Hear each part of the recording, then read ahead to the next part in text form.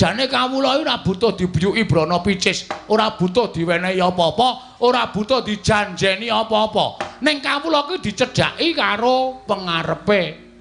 Ngono. Mbah dukuh, mbah lurah, mbah bupati, mbah presiden kuwi nek cedhak karo rakyate bakale ditresnani.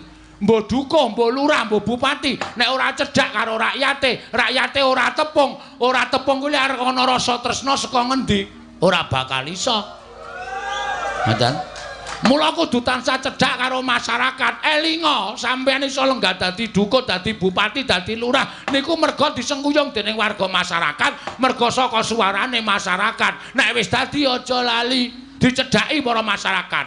Suta Naya, ayo piye? Kahanan desamu piye? Sae, Pak, sae kurang apa? Kurang niki irigasi. Yo, gotong royong tak bantu bareng-bareng niku bakale dadine apik. Ngoten. Ning nek